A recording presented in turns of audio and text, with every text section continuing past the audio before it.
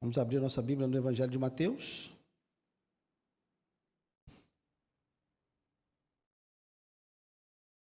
Evangelho de Mateus, capítulo 7.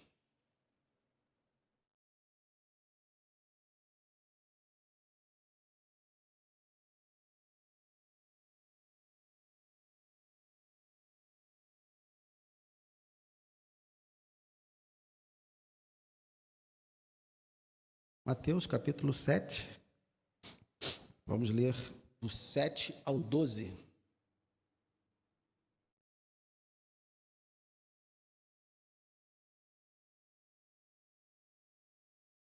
Mateus, capítulo 7, do 7 ao 12. Diz assim: Peçam e lhes será dado. Busquem e acharão. Batam e a porta será aberta para vocês. Pois todo o que pede, recebe.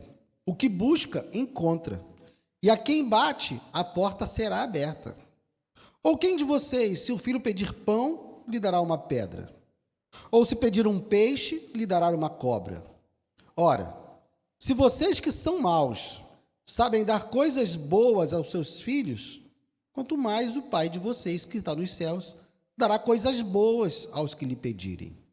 Portanto, tudo que vocês querem que os outros façam a vocês, façam também vocês a eles, porque esta é a lei e os profetas. Pai amado, obrigado, Senhor.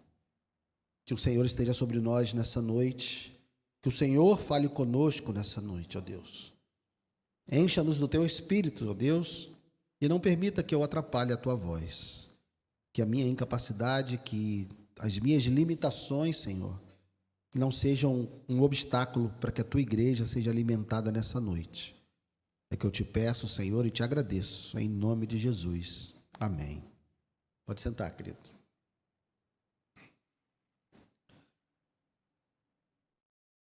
Que promessas maravilhosas aqui, né? O próprio Filho de Deus, o Senhor, está dizendo para nós que se nós pedirmos, nós vamos receber. Está dizendo que se nós buscarmos, nós vamos achar. Está dizendo que se nós batermos a porta, essa porta vai se abrir. Não existe nada mais consolador diante dessa vida de incertezas que nós temos. Porque a gente sai de casa hoje e a gente não sabe se volta. Então nós vivemos uma vida de incertezas.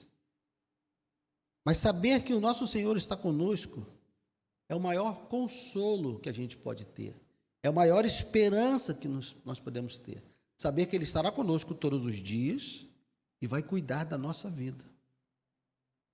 No entanto, se a gente olhar para o contexto geral das Escrituras, se a gente olhar para o próprio Sermão do Monte, qual é a promessa que Jesus está fazendo aqui? Ele disse que se nós pedirmos, nós vamos receber. Se nós buscarmos, nós vamos achar.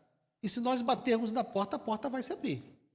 Mas o que significa isso? A Bíblia, meus irmãos, ela não apresenta para nós uma vida fantasiosa. Quando nós olhamos para a Bíblia, quando nós lemos a Bíblia e lemos as histórias que Deus selecionou para colocar na Bíblia, nós vemos que a vida não é algo tranquilão. A vida tem problemas, incertezas e até perplexidades. Tem coisas que acontecem na vida que a gente olha e fala, meu Deus, o que é isso? De onde veio isso? Por que isso? O próprio Cristo nos disse o quê? Na vida tereis aflições. Sendo dessa forma, como nós vamos olhar para essa promessa? O que essa promessa realmente quer dizer para nós? Porque assim, a Bíblia, ela enfatiza aquilo que realmente importa na nossa vida.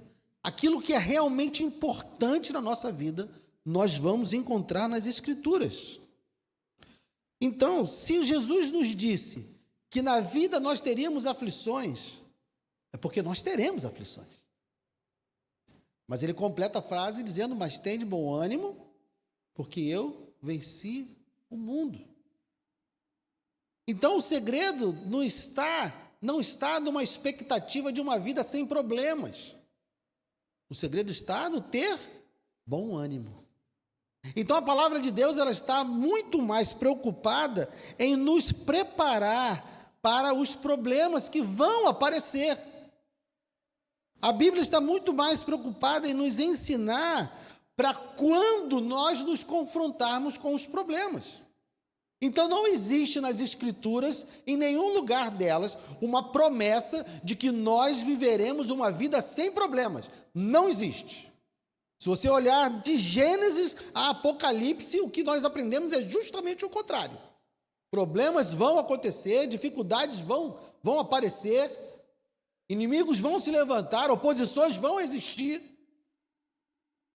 Mas a Bíblia nos ensina, então, a como lidar com esses problemas, de que maneira lidar com esses problemas. Então, não existe uma promessa de uma vida sem problemas, existe uma promessa de que nós seremos preparados para termos bom ânimo diante dos problemas que virão.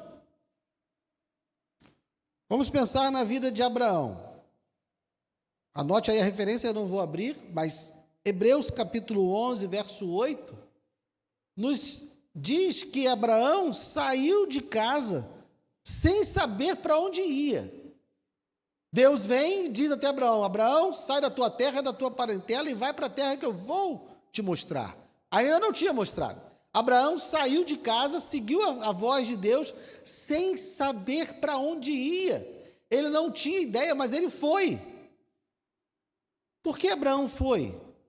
Porque Abraão estava, mesmo sem saber para onde ele ia, ele sabia com quem ele estava indo.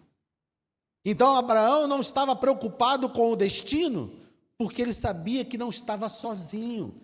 Ele sabia que aquele que chamou ele para ir, estava indo com ele. Então ele foi confiante, ele seguiu confiante. Abraão é um exemplo de fé, porque, embora não soubesse para onde ia, ele estava confiante em quem estava indo com ele. Jesus vai além. Jesus com muito mais profundidade, porque Jesus sabia exatamente para onde ele estava indo. Agora vamos abrir Evangelho de João, deixe marcado aí Mateus, Evangelho de João, capítulo 16.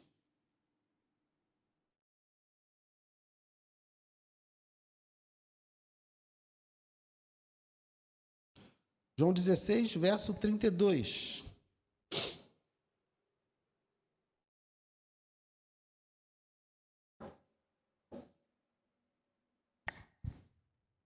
Veja como Jesus sabia exatamente para onde estava indo. Eis que vem a hora, e já chegou, em que vocês serão dispersos. Ele está falando com seus discípulos. Em que vocês serão dispersos, cada um para a sua casa, e vocês me deixarão sozinho. Ou seja, Jesus sabia exatamente para onde ele estava indo para a cruz, ele estava indo para a morte, e ele sabia que seria abandonado por todos. Mas ainda assim ele afirma o que no final?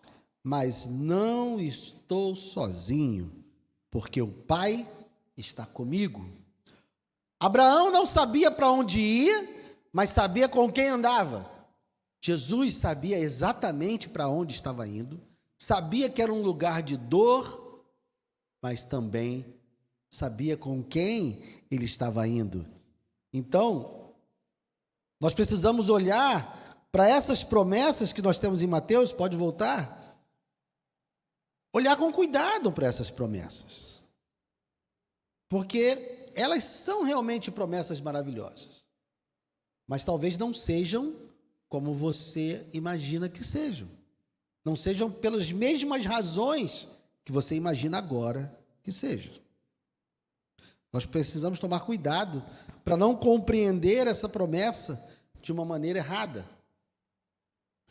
Porque, pensa bem, nós não precisamos ir muito longe para perceber que essa promessa não significa que Deus vai sempre atender todos os nossos pedidos.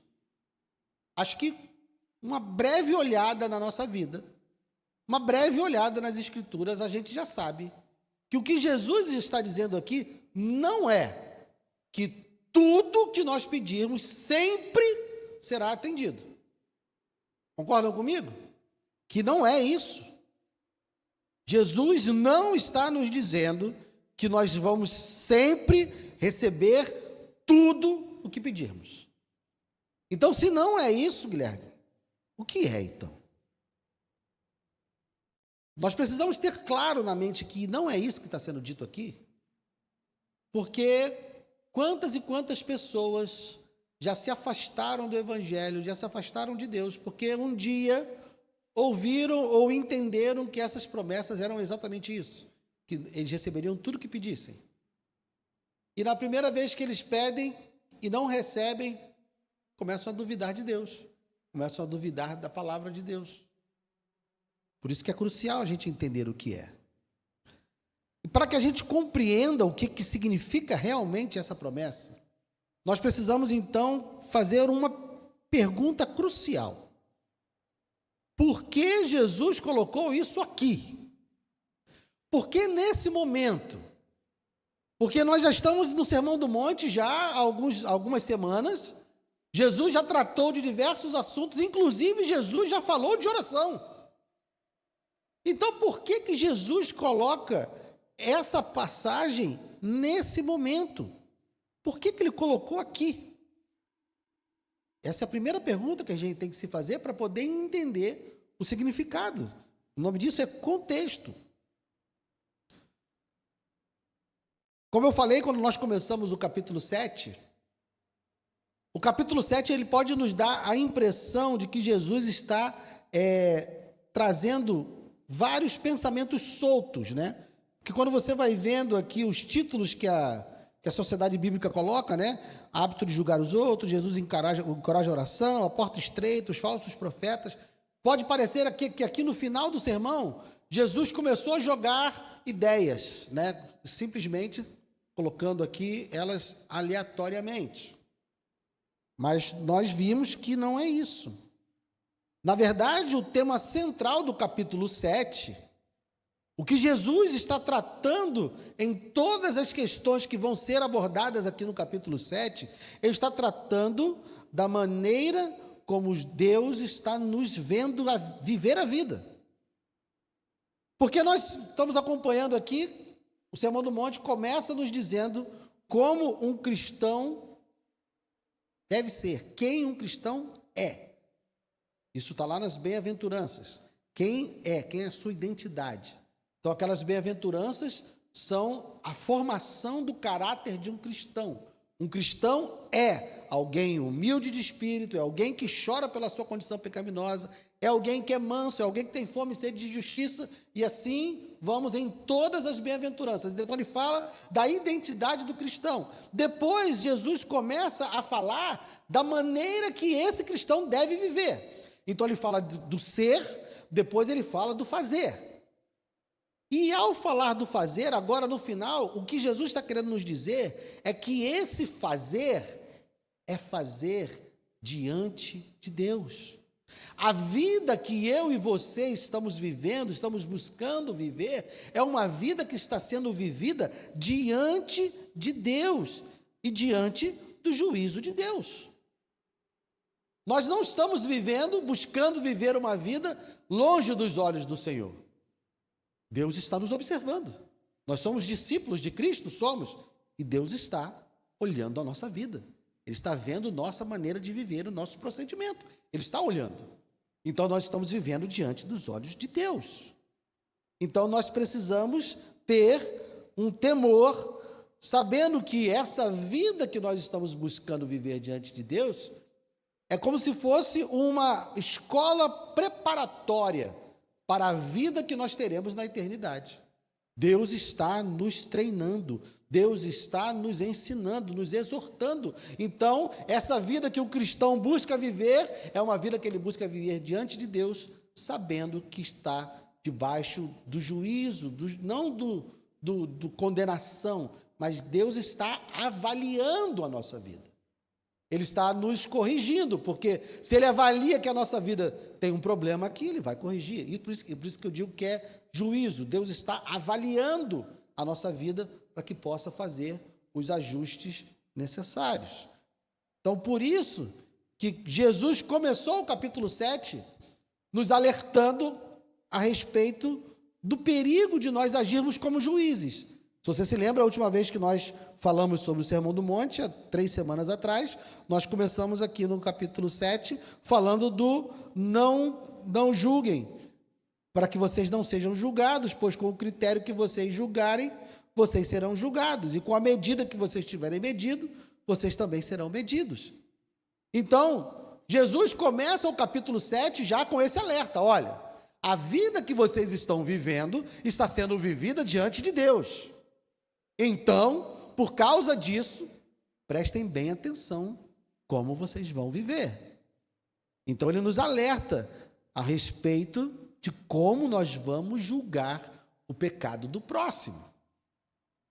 Qual é o alerta? Se for com o critério sem misericórdia, nós seremos também julgados sem misericórdia. Se nós julgarmos o nosso próximo sem amor, nós também seremos julgados sem amor. Se o nosso julgamento é para condenação, nós também seremos julgados para condenação. Isso é um alerta muito sério. Por quê? Porque todos nós somos pecadores.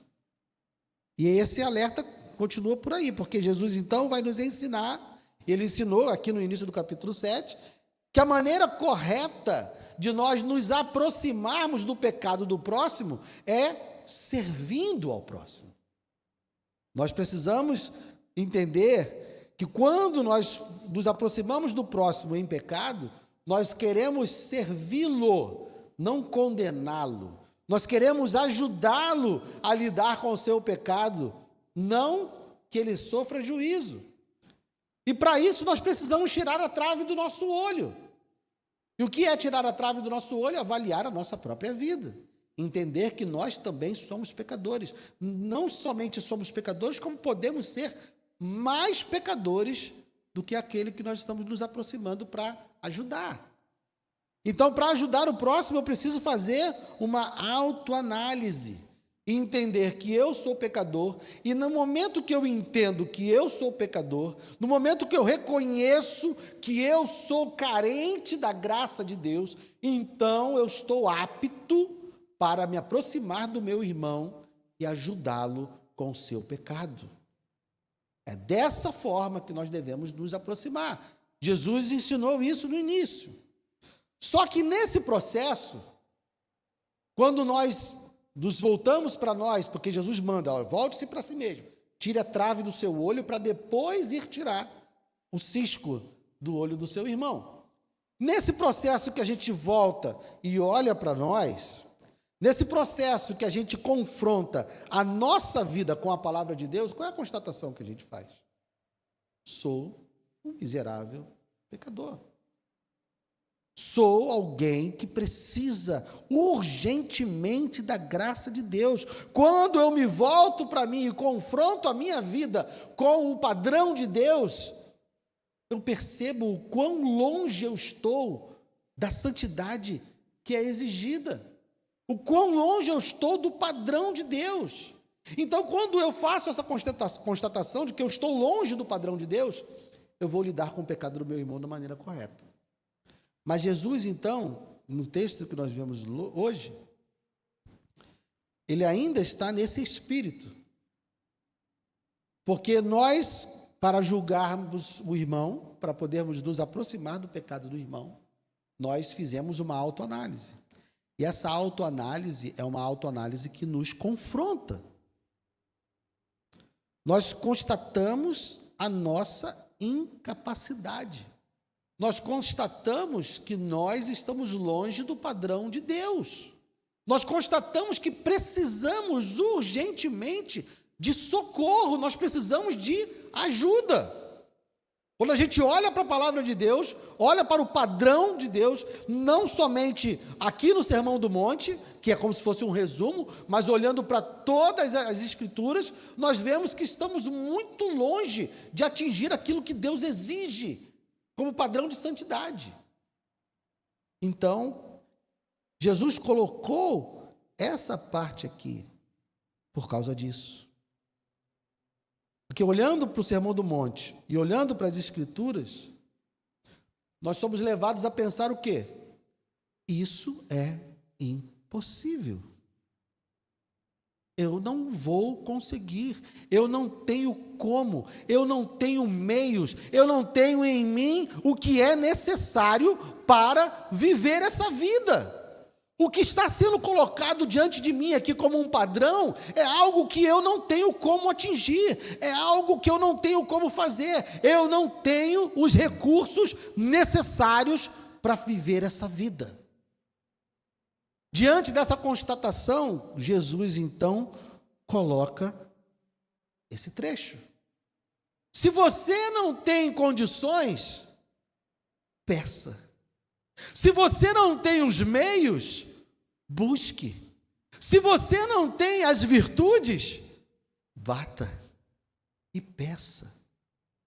É sobre isso que Jesus está falando. O padrão que Jesus apresentou até aqui, no Sermão do Monte, é um padrão que nos humilha. É um padrão que demonstra o quanto nós estamos aquém, revela a nossa incapacidade e nos mostra o quanto nós estamos carentes e necessitados da graça de Deus. Mas ele nos diz, então, peça. Sabe por quê? Porque tudo o que é necessário. Agora deixe marcado aí, vamos lá na segunda carta de Pedro, lá no finalzinho da Bíblia.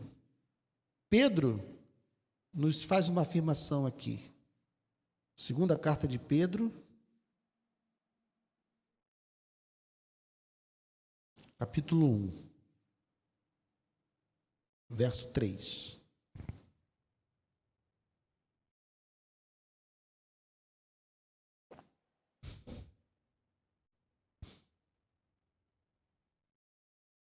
Olha o que ele afirma. Segunda carta de Pedro, capítulo 1, verso 3.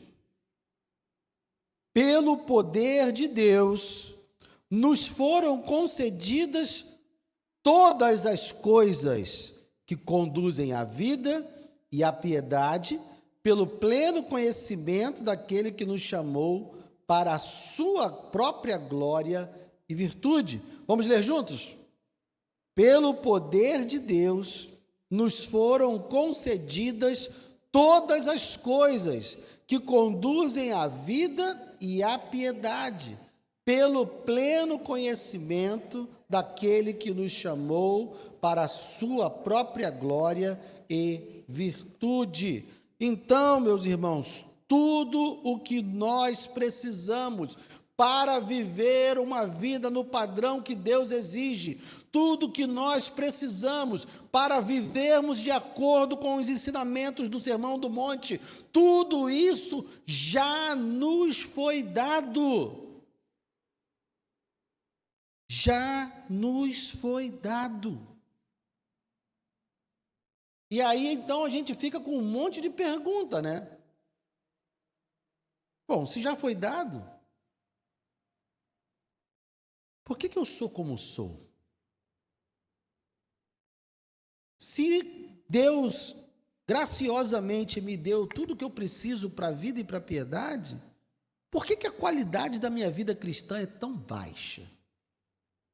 Por que eu estou tão longe daquilo que eu preciso fazer e daquilo que eu preciso ser? Por que eu estou tão longe da descrição do Sermão do Monte?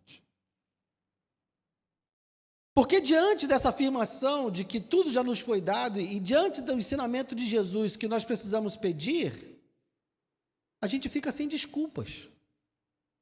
Não tem desculpa. Quando eu e você pecamos, nós continuamos indesculpáveis. Porque Deus já nos deu tudo o que é necessário para não fazermos. Então, o que Jesus está nos ensinando aqui, por meio dessas afirmações que ele faz, é que nós não estamos pedindo, nós não estamos buscando, e nós não estamos batendo. Se nós olhamos para a nossa vida, comparamos ela com o padrão de Deus, e vemos que nós estamos longe desse padrão, o que Jesus está dizendo é: se você pedir, vai receber. Se você buscar, você vai achar. Se você bater na porta, a porta será aberta. Então, se nós não estamos recebendo, se nós não estamos achando, se as portas não estão se abrindo, é porque nós não estamos nem pedindo, nem buscando, nem batendo. Porque Ele nos promete, Ele afirma que se nós pedirmos, será dado. Ele faz isso em forma de 2 versículos, ele reforça a ideia. Veja bem: peçam e lhes será dado. Aí no verso 8 ele diz: pois todo que pede, recebe. Busquem e acharão. Aí no verso 8, o que busca, encontra. E a porta, batam e a porta será aberta para vocês. Ele diz: a quem bate, a porta será aberta. Então ele faz uma repetição aqui para nos confirmar: olha, se você pedir, você vai receber, se você buscar, você vai achar, e se você bater, a porta vai ser aberta. Jesus está nos dizendo que nós precisamos buscar nele essa obediência, nós precisamos buscar nele essa santidade, buscar nele esse poder para vencer o pecado que habita em nós, para vencer o velho eu que aqui está. Se nós estamos sendo derrotados dia após dia, se nós estamos sendo vencidos pelo pecado dia após dia, é porque nós não estamos pedindo, nós não estamos buscando e nós não estamos batendo. Porque ele nos afirma que se nós fizermos isso, nós vamos receber. Como Pedro afirma também na inspiração do Espírito Santo, que nós já recebemos tudo que é necessário. Porque vejam bem, Deus nos deu o seu Espírito para habitar em nós. Não estou aqui dizendo, e as Escrituras não estão dizendo, e Jesus não está dizendo, que nós vamos viver uma vida santa na nossa força. Não é isso e nunca será. Porque se assim fosse possível, Jesus não precisaria morrer na cruz. O que ele está dizendo é que, por meio da cruz, além do poder dos nossos pecados serem perdoados, também nos foi suprida uma graça que nos dá o poder para obedecer. Então nós recebemos, por meio da cruz, a graça de termos os nossos pecados perdoados, e recebemos também a graça de sermos a habitação do Espírito Santo para podermos vencer o pecado. Se andarmos no Espírito, mortificareis os feitos do corpo. É pelo poder do Espírito, mas o Espírito Santo já está em todo aquele que crê no Senhor Jesus. O poder de Deus já habita em todo aquele que crê no Senhor Jesus. É o poder de Deus para vencer o nosso pecado. Por isso Jesus coloca essa afirmação aqui. Não é se eu pedir qualquer coisa, é se eu pedir o que é necessário para viver uma vida de acordo com a sua santidade, com o seu padrão. O que falta então? 3 coisas. Primeira coisa que falta é a consciência real da nossa necessidade. É porque no fundo, a gente acha que não é tão ruim assim. No fundo, a gente acha que a nossa condição não é tão ruim assim. Eu não sou pedófilo, eu não traio minha mulher, não roubo ninguém, nunca matei, nunca fiz nenhuma falcatrua grave. Nós já passamos por isso aqui no Sermão do Monte, né? Porque se a gente tivesse noção real da nossa necessidade, nós estaríamos buscando muito mais.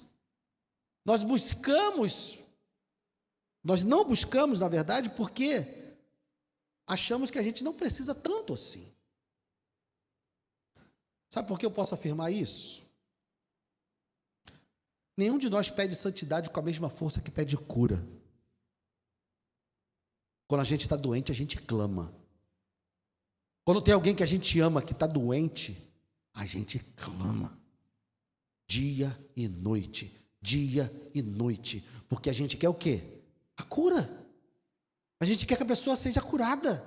E a gente clama dia e noite, por quê? Porque aquela enfermidade é algo real, é algo concreto. Nós estamos vendo ou a morte chegando para nós, ou a morte chegando para quem a gente ama. Então a gente clama, e clama, e clama, e chora, e pede. Se a gente tivesse convicção mesmo do nosso pecado, nós estaríamos pedindo com mais intensidade ainda do que por uma cura física. Porque a morte vai chegar para nós de qualquer forma. Eu posso não morrer de um câncer agora, mas posso morrer, eu vou morrer. Isso é um fato.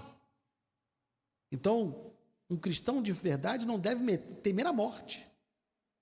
Deve temer como ele está vivendo a vida. Mas nós oramos com muito mais fervor por medo da morte do que contra o nosso próprio pecado. Então, a primeira razão de nós não estarmos sendo alvo dessa promessa é porque nós realmente não pedimos, não buscamos e não batemos com intensidade, porque nós não temos uma convicção de que nós precisamos dessa santidade. Segundo, nós precisamos ter uma insistência consistente. O que Jesus está usando aqui? 3 verbos. Tem gente que vai tentar achar, explicação aqui para cada um desses verbos. Não, porque pedir quer dizer uma coisa, porque buscar quer dizer outra, e porque bater quer dizer outra. Não. O que Jesus quer enfatizar aqui é a insistência e a constância. Nós precisamos buscar a santidade todo dia, todo o tempo. Nós não podemos nos conformar, porque a grande verdade é que se nós estamos lendo a Bíblia, se nós estamos olhando o padrão de Deus, se nós estamos vendo realmente a santidade de Deus, nós não ficaremos satisfeitos com a nossa própria vida. E se nós não estamos de fato satisfeitos com a nossa própria vida, e Jesus está dizendo que se eu pedir para Ele, a minha vida vai melhorar, então eu vou buscar, todo dia, até melhorar mais. Eu vou olhar para a minha vida hoje, chegar no final do dia, quando eu deitar na minha cama, eu vou pensar, meu Deus, eu poderia ter feito muito melhor. Eu poderia ter sido um Guilherme muito melhor. Meu Deus merecia de mim um dia muito melhor. Meu Deus merecia de mim pensamentos muito melhores. Meu Deus merecia de mim sentimentos muito melhores, atitudes muito melhores. Então, quando eu me deitar essa noite, eu vou chegar à conclusão de que eu deveria ter feito tudo diferente. E vou clamar. E acredito que todos os nossos dias serão assim. Só que cada dia um pouco menos. Porque nós estamos buscando e Deus promete que vai dar. Se a gente está buscando algo para ser santo, Deus vai dar. Se nós buscamos algo para poder fazer a vontade de Deus, Ele vai dar. Nós precisamos ser insistentes, constantes nessa busca. Busca por santidade. E o terceiro ponto, nós precisamos entender que Ele não vai dar algo que nos tire do caminho. Ele não vai dar algo que nos afaste dele. Versos 9 a 11. Ou quem de vocês, se o filho pedir pão, lhe dará uma pedra? Ou se pedir um peixe, lhe dará uma cobra? Ou se vocês que são maus... Ora, se vocês que são maus sabem dar coisas boas aos seus filhos, quanto mais o Pai de vocês, que está nos céus, dará coisas boas aos que lhe pedirem. Se Jesus está dizendo que se eu pedir algo para ser santo, ele vai dar. Se eu buscar por algo para ser santo, eu vou encontrar. Se eu bater numa porta, querendo entrar numa nova dimensão de santidade, ele vai abrir. Ele também está me dizendo que ele não vai me dar algo que me afaste da santidade. Ele não vai me dar algo que me tire do caminho, porque ele é bom. Então ele é bom para me dar o que eu preciso para ser santo, e ele é bom para me negar aquilo que vai me afastar da santidade. Deus não erra. Deus sabe exatamente o que a gente precisa. Então, na nossa busca em Deus, nos nossos pedidos, na nossa quase mendicância, né, de pedir, buscar e bater, nós precisamos estar focados em pedir aquilo que é necessário para a nossa vida de santidade. Porque essa conta já está cheia. Ele já depositou lá, sabe por quê? Porque nós já temos o Espírito. No texto correlato, porque o que Jesus diz aqui no verso 11? Ora, se vocês que são maus, sabem dar coisas boas aos seus filhos, quanto mais o Pai de vocês, que está nos céus, dará coisas boas aos que lhe pedirem. Que coisas boas são essas? Vamos lá no texto semelhante, Lucas capítulo 11. Lucas capítulo 11.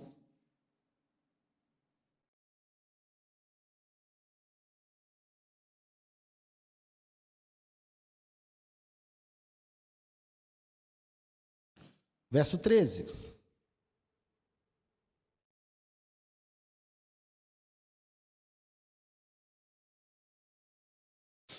Ora, se vocês que são maus sabem dar coisas boas aos seus filhos, quanto mais o Pai Celeste dará o quê? O Espírito Santo aos que lhe pedirem. Então, as coisas boas que Jesus diz aqui em Mateus, que Mateus relata, que ele vai dar aos que pedem, Lucas nos explica que as coisas boas que ele vai nos dar para que nós possamos viver uma vida de santidade e de piedade é o Espírito Santo de Deus.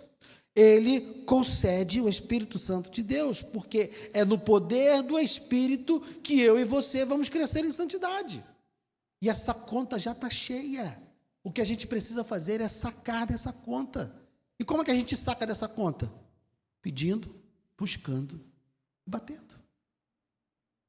Nós precisamos nos debruçar e pedir insistentemente, consistentemente, todos os dias, que Deus nos faça mais santos, nos ajude a vencer o pecado, que nos ajude a vencer as nossas inclinações, que nos ajude a resistir aos desejos do nosso coração. Isso tudo no poder do Espírito, que já nos foi dado. Então, essa promessa, ela é maravilhosa. Não porque Ele vai nos dar qualquer coisa sempre que a gente pedir. Essa promessa é maravilhosa porque Ele vai nos dar sempre qualquer coisa que vai deixar a gente mais santo. Ele vai nos dar sempre qualquer coisa que vai te ajudar a cumprir a sua missão aqui na terra. Ele vai te dar sempre qualquer coisa que te aproxime de Deus.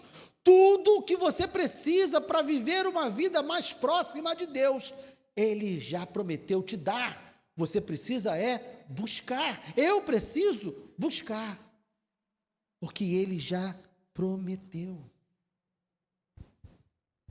Então esse é o sentido de que tudo que eu pedir me será dado, tudo que eu buscar eu vou achar, e toda porta que eu bater vai se abrir.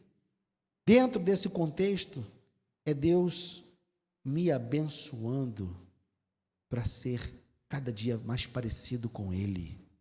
É Deus me abençoando para que eu tenha um caráter parecido com o dele.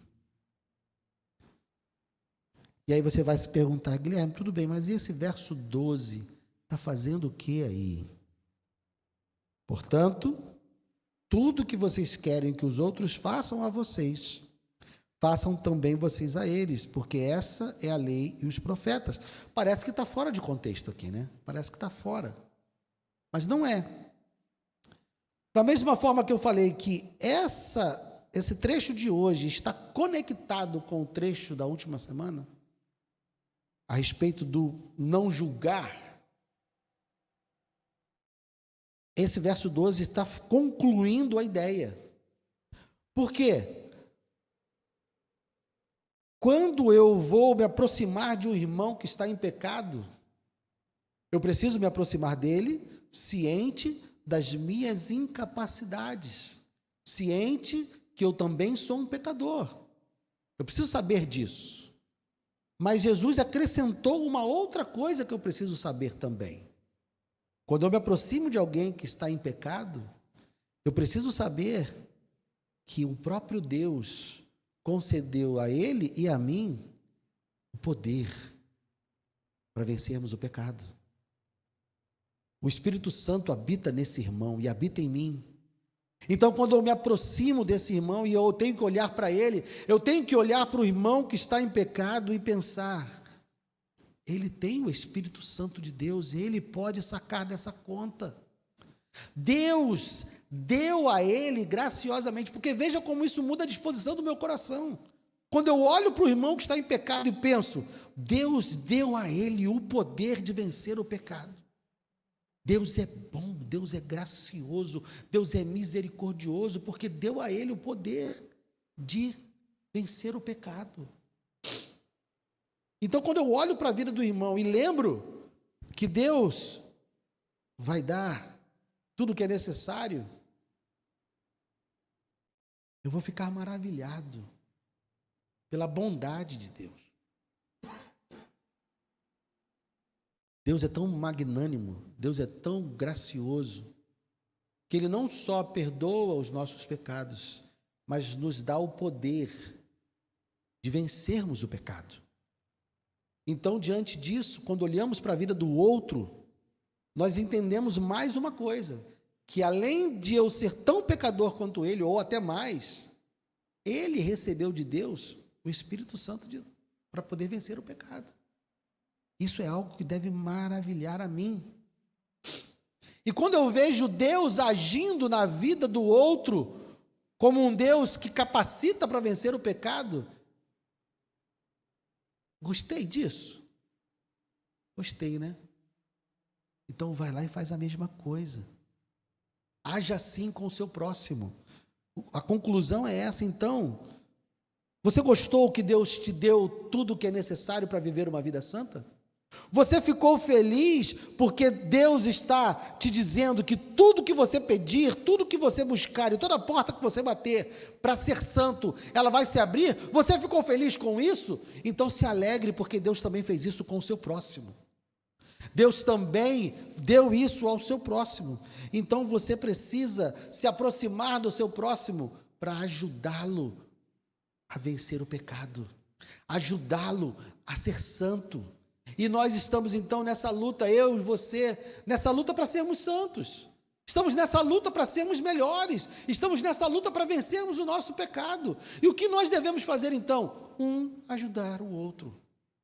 Porque se eu quero ser ajudado, eu preciso ajudar. Portanto, tudo que vocês querem que os outros façam a vocês, façam também vocês a eles.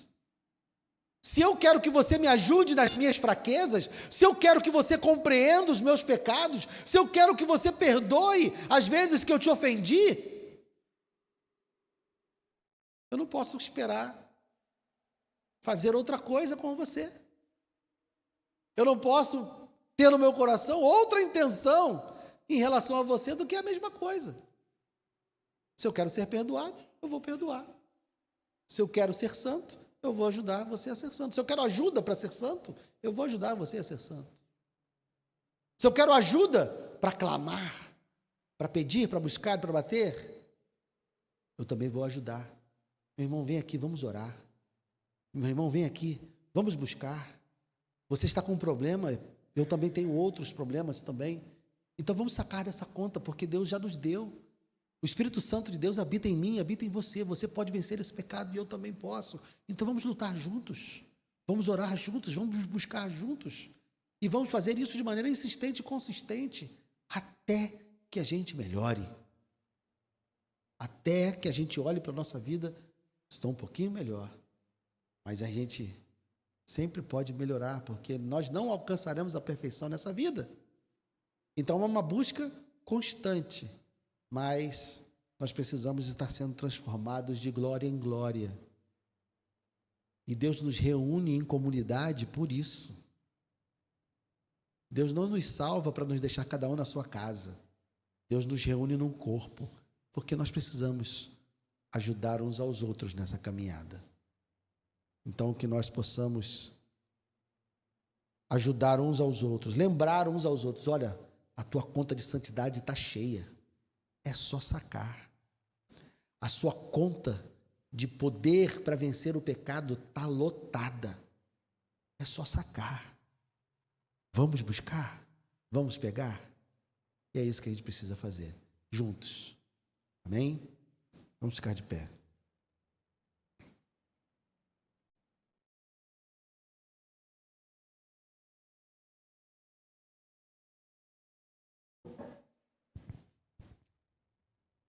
Oh, meu Deus, o quanto essa palavra confronta, porque aqui eu descubro que sou do jeito que sou porque não busco. Descubro que não sou tão santo quanto eu poderia ser, porque eu não faço uso das promessas e do poder que o Senhor colocou em mim. Buscamos poder para tantas coisas. Olhamos para a nossa vida diante desse mundo e invocamos o Teu nome para tantas coisas.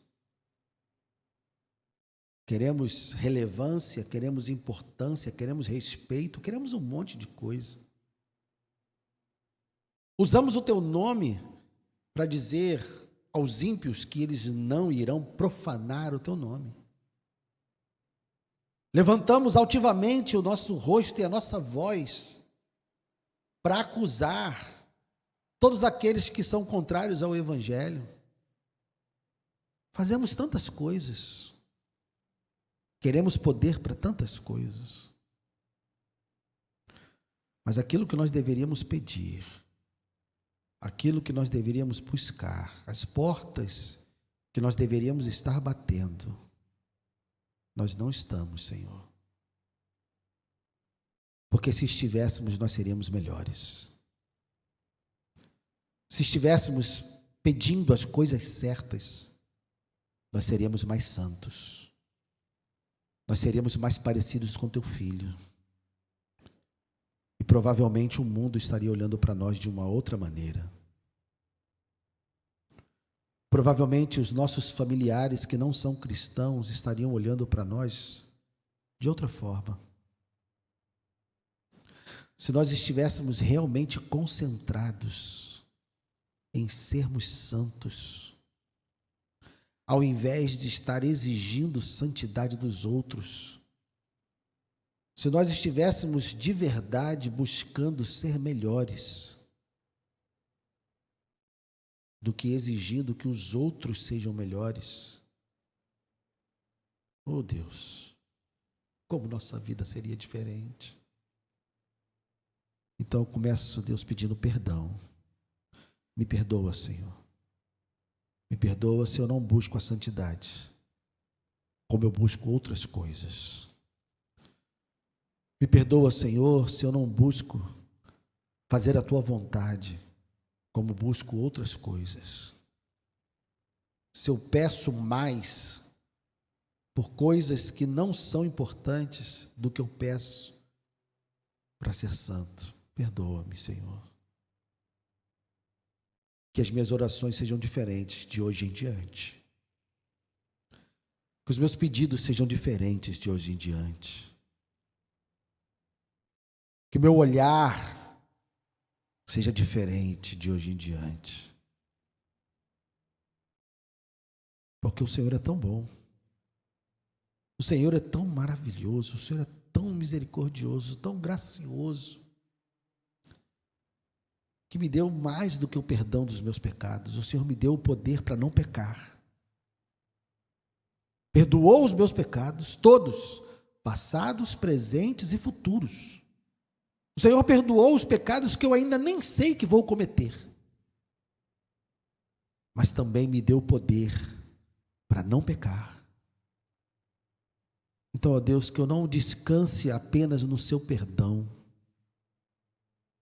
que eu esteja lutando com as armas que o Senhor me deu para vencer definitivamente o pecado na minha vida e não na vida do meu irmão. Que eu tenha capacidade de enxergar os meus pecados muito maior do que eu tenho de enxergar os pecados do meu irmão. Que os meus pecados sejam tão claros, tão vívidos diante de mim, como são os pecados do outro, para que eu possa ser melhor, Senhor. Eu quero ser melhor. Eu preciso ser melhor. Ajuda-nos, Senhor, eu te peço. Obrigado por essa noite. Obrigado pela tua palavra. E que o Senhor nos leve para casa em segurança, eu te peço. Em nome de Jesus. Amém. Obrigado, meus irmãos.